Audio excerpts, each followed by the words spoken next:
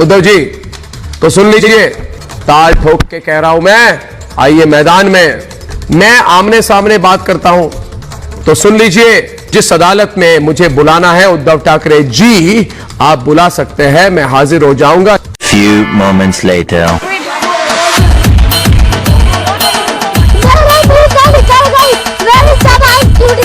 जय हिंद दोस्तों, मैं हूं आपका दोस्त आजाद। दोस्तों, जब से अर्नब गोस्वामी को मुंबई पुलिस ने गिरफ्तार किया है, तब से लगातार बीजेपी के बड़े बड़े नेता ट्वीट कर रहे हैं और वो अपना समर्थन दे रहे हैं अर्नब गोस्वामी को। और वो ट्वीट करके कह रहे हैं कि ये पूरी तरह से लोकतंत्र की हत्या है, स्वतंत्र पत्रकारिता के ऊपर बहुत बड़ा हमला है। अब सोचने वाली बात यह है कि बीजेपी सरकार आखिर अर्नब गोस्वामी के बचाव में पूरी तरह से क्यों आ गई है। जब 2018 में अन्वय नायक ने आत्महत्या की थी अपने फार्म हाउस पर और वहीं पर मृत्यु मिली थी उनकी मां कुमुद नायक, उन्होंने एक सुसाइड नोट में अर्नब गोस्वामी का नाम लिखा था। ये 2018 की घटना है जब बीजेपी और शिवसेना की अलायंस थी। उस वक्त अलीबाग पुलिस के हाथ में यह केस गया हुआ था, लेकिन सबूतों के अभाव में उस केस को बंद कर दिया गया। लेकिन अब अन्वय नायक की बेटी अदन्या नायक ने फिर से उस केस को लेकर गुहार लगाई है। 2018 में उनके पिता की आत्महत्या में जो सुसाइड नोट मिला था, उसकी सही से जांच नहीं हुई थी।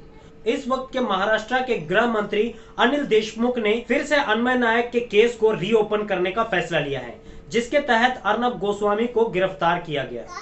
जिस तरह से अर्नब गोस्वामी को मुंबई पुलिस द्वारा गिरफ्तार किया गया, उसके बाद बीजेपी के तरफ से बड़े बड़े नेता जिस तरह से अर्नब गोस्वामी के समर्थन में आए, उससे कहीं ना कहीं ऐसा लगता है अर्नब गोस्वामी एक पत्रकार नहीं था, बल्कि वो बीजेपी का बहुत बड़ा पत्रकार था। जिस तरह से बीजेपी के बड़े बड़े नेता, फिर चाहे वो यूपी के मुख्यमंत्री योगी आदित्यनाथ हो, फिर केंद्रीय मंत्री और बाल विकास मंत्री स्मृति ईरानी, बीजेपी के बड़े बड़े नेता अर्नब गोस्वामी के समर्थन में आए और ट्वीट करके कह रहे हैं कि ये पत्रकारिता के ऊपर महाराष्ट्र की सरकार द्वारा बहुत बड़ा प्रहार किया गया है। आखिर क्या वजह है कि बीजेपी गवर्नमेंट के बड़े बड़े मंत्री अर्नब गोस्वामी के सपोर्ट में आ गए हैं? अगर आप लोगों को लगता है कि यह स्वतंत्र पत्रकारिता के ऊपर हमला है, इसके लिए बीजेपी के बड़े बड़े मंत्री ट्वीट कर रहे हैं, तो ये आपकी गलतफहमी है। मैं आपको ऐसे ही कुछ फैक्ट बताने वाला हूं, जिससे आपको पता चलेगा बीजेपी की कथनी और करनी में कितना बड़ा अंतर है। उत्तर प्रदेश के मिर्जापुर में जर्नलिस्ट पवन जायसवाल ने एक स्टिंग ऑपरेशन चलाया था और वहां के सरकारी स्कूल में बच्चों को मिड डे मील में रोटी और नमक खिलाया जा रहा था। वो वीडियो रिकॉर्ड करके उन्होंने एक्सपोज किया था पूरी तरह से, जिसके बाद वहां का प्रशासन पूरी तरह से हिल गया और बजाय मिड डे मील में बच्चों को नमक और रोटी खिलाया जा रहा है, इसकी तफ्तीश करते इससे पहले जर्नलिस्ट पवन जायसवाल के ऊपर कई तरह की धाराएं लगाई गई। मसलन अंडर सेक्शन 420, 193, 183 और ऐसी तमाम तरह की धाराएं लगाकर उनको गिरफ्तार किया गया कि आपने इस वीडियो को ऐसे कैसे एक्सपोज कर दिया। तब किसी ने भी पत्रकारिता के ऊपर हमले की दुहाई नहीं दी। लेकिन आज जब महाराष्ट्र की मुंबई पुलिस अर्नब गोस्वामी को गिरफ्तार करती है, तो बीजेपी के बड़े बड़े मंत्री उसके सपोर्ट में आ जाते हैं कि यह लोकतंत्र की हत्या है। हाथरस में जो घटना हुई थी, उसके पीड़ित परिवार से जब जर्नलिस्ट सिद्दीक कापन मिलने जा रहे थे, तब उत्तर प्रदेश की पुलिस ने उन्हें गिरफ्तार कर लिया। तब किसी ने पत्रकारिता के ऊपर हमले की दुहाई नहीं दी। और भी ऐसे तमाम जर्नलिस्ट हैं, ऐसे तमाम पत्रकार हैं जिनके ऊपर बेवजह के इल्जाम लगाए गए और उनको जेल में डाल दिया गया है। आप लोग जर्नलिस्ट पुण्य प्रसून वाजपेयी को तो जानते होंगे, जब उन्होंने हमारे देश के प्रधानमंत्री को एक्सपोज किया था कि वो एक महिला से पूछते हैं कि आपकी इनकम डबल हुई और वो महिला कहती है कि हाँ मेरी इनकम डबल हो गई है, तो पुण्य प्रसून वाजपेयी की टीम ग्राउंड रिपोर्टिंग करती है, सच पता करती है और वो महिला बताती है कि मुझे इस तरह से कहने के लिए बोला गया था। दोस्तों, ये खबर एक्सपोज करने के बाद पुण्य प्रसून वाजपेयी के ऊपर तरह तरह का प्रेशर बनाया गया और इतना प्रेशर क्रिएट किया गया कि पुण्य प्रसून वाजपेयी को एबीपी न्यूज से रिजाइन देना पड़ा। तब किसी ने पत्रकारिता के ऊपर हमले की दुहाई नहीं दी।